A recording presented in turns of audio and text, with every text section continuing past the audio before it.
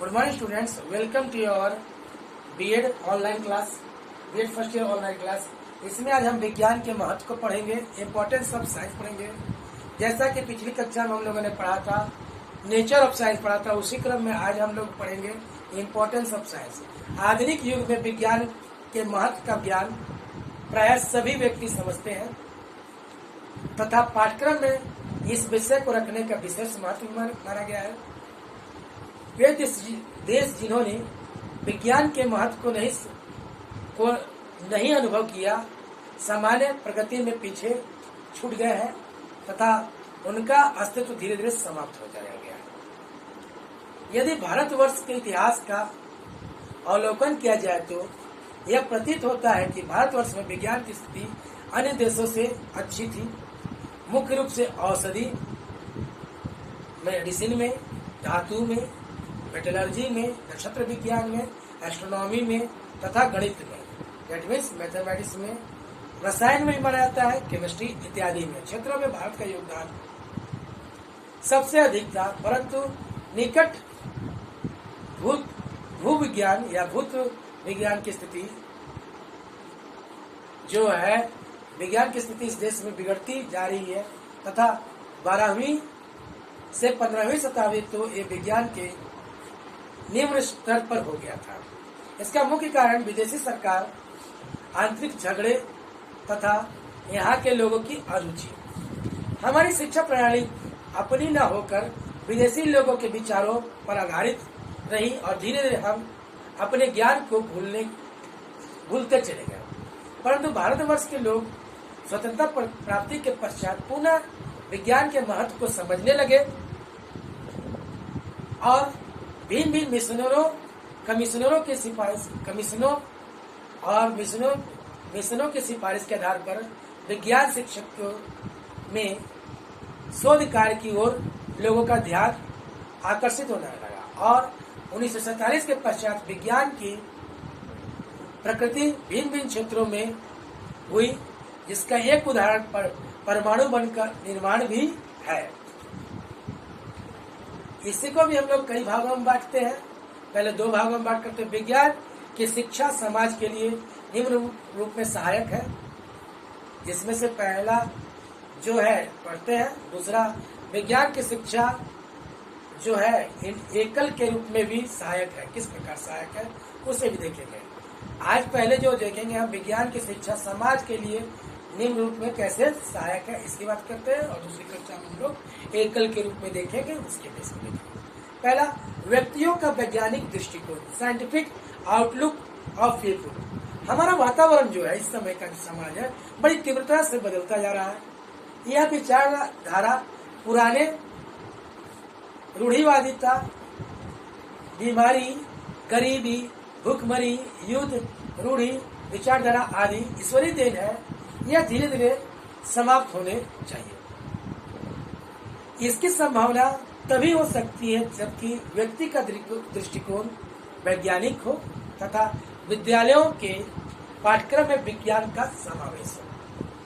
वास्तव में होने वाली प्राकृतिक घटना को कारण और प्रभाव के आधार पर समझा जा सके, तभी घटना क्यों संभव है, प्रत्येक का एक कारण होता है। इसको समझा जाए तो हम उसी को वैज्ञानिक दृष्टिकोण कहते थे। पहले इसे हम ईश्वरीय प्रकोप मानते थे और लोग अफरा तफरी इधर उधर इलाज करा करके झाड़ फूक पर रहते थे और उसके कारण भी ठीक नहीं होता था। जैसे जैसे साइंटिफिक दृष्टिकोण या वैज्ञानिक दृष्टिकोण आया तो लोगों का जो सोच बदला, तो वो कारण तथा प्रभाव की बात करते हैं और इलाज की ओर दौड़ते हैं। जिसका एग्जाम्पल ये भी है, इस समय जो कोरोना काल हो रहा है, ईश्वरी बहुत सारे मंदिर बना लिए लोग, लेकिन हॉस्पिटल बनाने की जरूरत ज्यादा थी, लेकिन लोग मंदिर की तरफ भाग रहे थे। जबकि इस समय जो होना चाहिए था, क्या होता था, मेडिसिन युग में हम लोग को आना चाहिए। दूसरा, कृषि हेतु विज्ञान, साइंस फॉर एग्रीकल्चर। कृषि का आधार परंपरागत न होकर वैज्ञानिक या विज्ञान पर आधारित हो तो कृषि में उन्नति संभव हो सकती है। उदाहरण के लिए हम कह सकते हैं कि कृषि के उपकरणों का प्रयोग वैज्ञानिक खाद, बीज आदि के प्रयोग से कृषि में उन्नति संभव है। और यह तभी हो सकता है जब ज्ञान का प्रयोग किया जाए तथा हमारी शिक्षा में विज्ञान को समावेश किया जाए। अन्यथा लोग सिंपल खेती पर डिपेंडेंट करेंगे, मौसम पर डिपेंड करेंगे, और उपकरण नहीं होने के कारण जो काम होगा वो जटिल हो जाता है। जैसे पहले केवल हल और बैल से खेत होता था, जुताई होती थी, और किसी कारण से सिंचाई का पुराना तरीका था, लोगों को यानी कि सही से उन्नत फसल नहीं मिलती थी।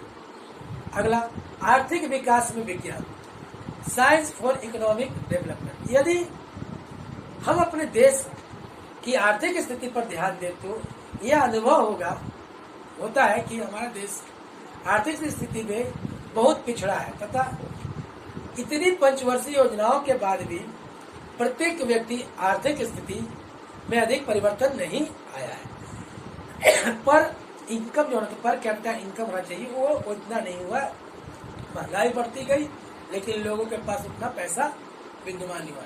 इसका एकमात्र कारण हमारी शिक्षा है, जिसमें विज्ञान के ज्ञान का तथा उसके आर्थिक स्थिति के प्रभाव के बारे में शिक्षा शास्त्रियों ने कम ध्यान दिया है। इसलिए विज्ञान का शिक्षा में समावेश होना अति आवश्यक है। अगला है, विज्ञान द्वारा समाज में वैज्ञानिक दृष्टिकोण तथा प्रजातांत्रिक विचारों को भी बढ़ावा दिया जाना चाहिए। इसके लिए भी पाठ्यक्रम में विज्ञान का समावेश अधिक होना चाहिए। फिर से हम रिपीट कर रहे हैं कि हम लोगों ने आज क्या पढ़ा। विज्ञान के महत्व में हम पहले भाग को पढ़ रहे हैं। इसमें विज्ञान की शिक्षा का समाज के लिए किस रूप में सहायक है। पहला, व्यक्तियों का वैज्ञानिक दृष्टिकोण। दूसरा, कृषि हेतु विज्ञान। तीसरा, आर्थिक विकास में विज्ञान। और चौथा, विज्ञान द्वारा समाज में वैज्ञानिक विचारधारा तथा प्रजातांत्रिक विचारों का बढ़ावा होना। अगली कक्षा में जो हम पढ़ेंगे उसमें हम पढ़ेंगे विज्ञान की शिक्षा एक इंडिविजुअल के लिए किस प्रकार सहायक है। धन्यवाद।